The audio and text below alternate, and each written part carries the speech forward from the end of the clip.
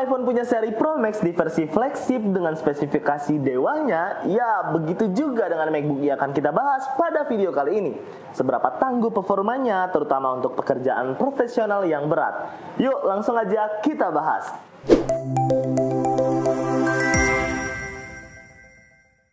Halo Advisor, balik lagi sama Habibi di sini. Dan kali ini kita akan membahas MacBook versi flagshipnya. Apakah ada boba tiganya, atau layarnya lebih besar, atau menggunakan list pinggir titanium, atau mungkin ada dynamic islandnya. Oke, kita coba ambil dulu MacBooknya.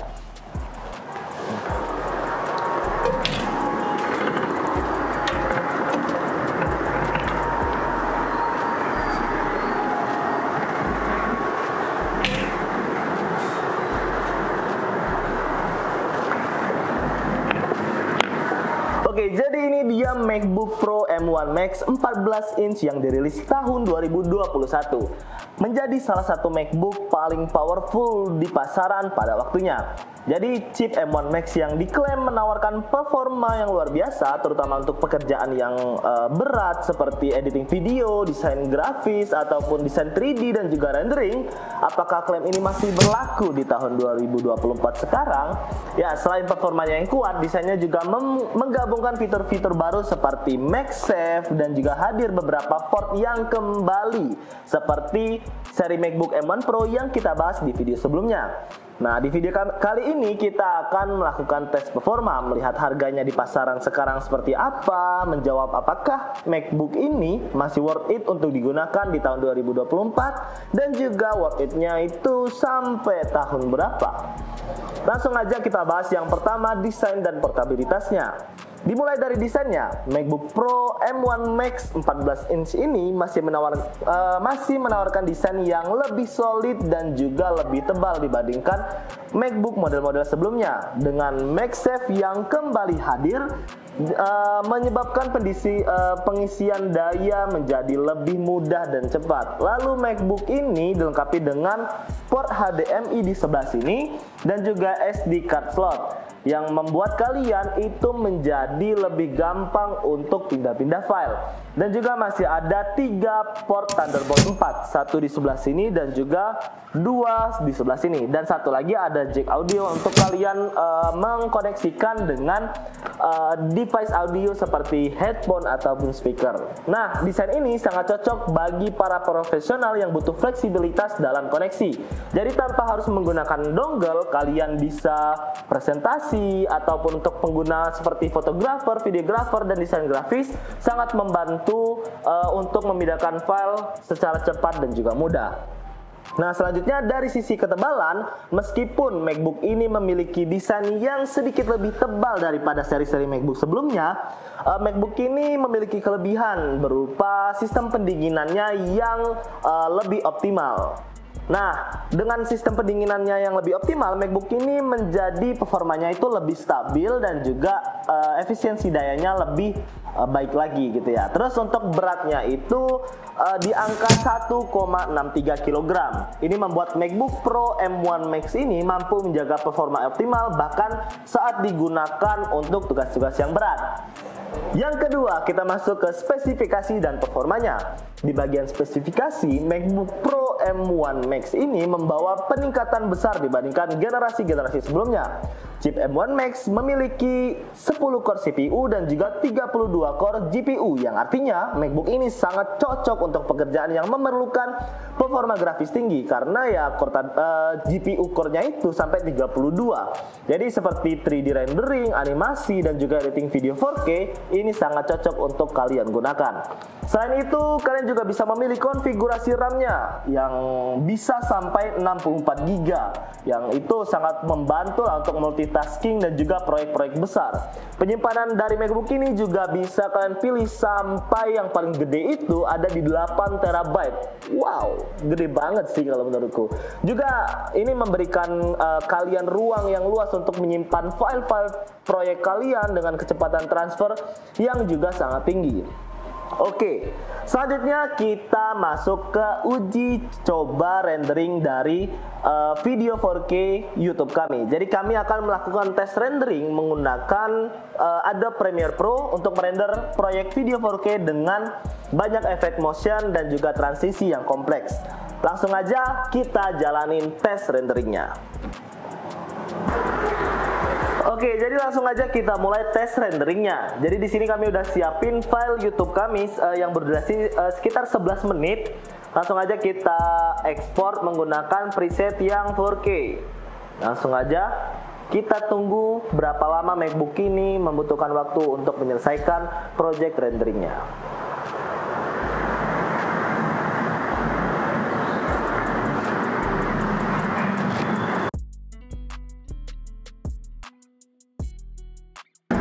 Oke, jadi udah selesai dari proses renderingnya. Karena tadi agak lama, jadi kami sambil off kamera dulu. Nah, tadi kita lihat ya, hasilnya itu selesai di pukul 19.18. Jadi kami mulai tadi pada pukul 18.33. Jadi kurang lebih sekitar 46 menit. Nah, tapi itu tadi kami sempat sambil pakai buat rendering buat pakai Blender dan juga pakai After Effects gitu ya, beberapa sama SPSS. Nah, kami sambilan itu sekitar dalam waktu 10 menit. Jadi untuk 10 menit pertama mungkin kinerja dari MacBooknya itu nggak terlalu maksimal.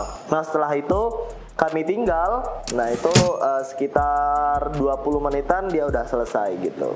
Jadi segitu untuk hasil rendering dari MacBook M1 Max ini. Itu dia hasil rendering video 4K menggunakan MacBook ini. Gimana menurut kalian? Selanjutnya kita akan masuk ke dalam kompatibilitas softwarenya. Oke, lalu bagaimana dengan kompatibilitas dari software untuk MacBook Pro M1 Max yang sudah mendukung berbagai software profesional seperti Adobe Family, Final Cut Pro, dan juga aplikasi grafis lainnya yang sudah dioptimalkan lah untuk Apple Silicon.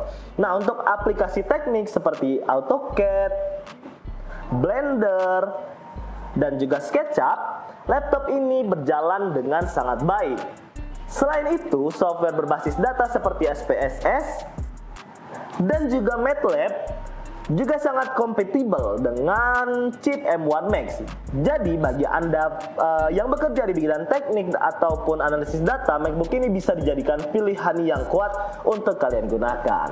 Jadi saat ini sebagian besar software populer sudah dioptimalkan dengan lebih baik untuk digunakan di MacBook yang memiliki chip M1, dan performanya bahkan lebih baik dibandingkan saat dijalankan di chip yang masih Intel. Nah, jadi untuk penggunaannya kalian nggak perlu khawatir lagi mengenai kompatibilitas dengan aplikasi profesional di chip M1 Max yang ini. Oke, selanjutnya yang ketiga, worth it sampai kapan sih? Nah, pertanyaan berikutnya itu adalah sampai kapan MacBook ini worth it untuk digunakan?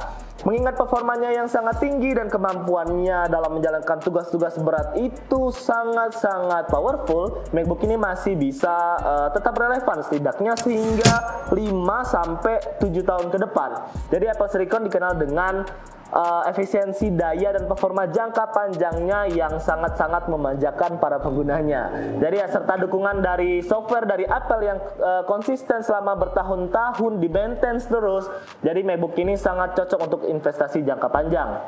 Nah, selanjutnya dengan layar Liquid Retina yang sudah XDR, daya tahan baterainya yang juga untuk pemakaian normal ya, itu bisa tahan sampai 17 jam, dan dengan dukungan Thunderbolt 4 yang ada 3 di laptop ini, membuat MacBook ini tetap kuat dan bisa menangani beban kerja yang besar dalam waktu yang cukup lama. Jadi kalian nggak perlu mikirin kabel-kabel untuk charger kalau misalkan kalian mengerjakan berbagai proyek di MacBook ini dalam jangka waktu yang lama. Jadi kalian kalau misalkan kalian bekerja sebagai content creator, editor, desainer, atau di bidang-bidang analisis data ataupun teknik, MacBook ini adalah investasi jangka panjang yang sangat patut untuk kalian pertimbangkan. Nah, selanjutnya yang terakhir kita masuk ke harganya. Nah, dari tadi ya performanya yang sangat-sangat powerful itu, apakah harganya itu seberapa mahal sih? Nah, jadi dulu ketika MacBook ini dirilis, MacBook ini di harga sekitar 40 juta sampai 60 juta itu di pasar yang baru. Nah, jadi tergantung juga konfigurasi RAM dan juga penyimpanannya. Mungkin kalau kalian pilih yang paling mentok itu bisa 60 jutaan, tapi kalau yang biasa-biasa aja ya 40 jutaan. Nah, lalu untuk harga secondnya sekarang itu berapa sih? Jadi MacBook yang ada di depan kami ini adalah M1 Max yang dengan RAM-nya itu 32 GB dengan SSD-nya 1 TB. Nah, harganya itu berkisar antara 26 jutaan lah. Tergantung pada kondisi dan spesifikasinya. Kalau masih mulus ya bisa 26, hampir 27 mungkin. Kalau ada minus-minus ya bisa kurang. Nah, harga ini mungkin terasa tinggi lah, tapi bagi profesional yang membutuhkan laptop dengan performa yang luar biasa yang ditawarkan oleh MacBook ini, ya MacBook ini masih sangat layak untuk dibeli. Ya worth it lah buat kalian.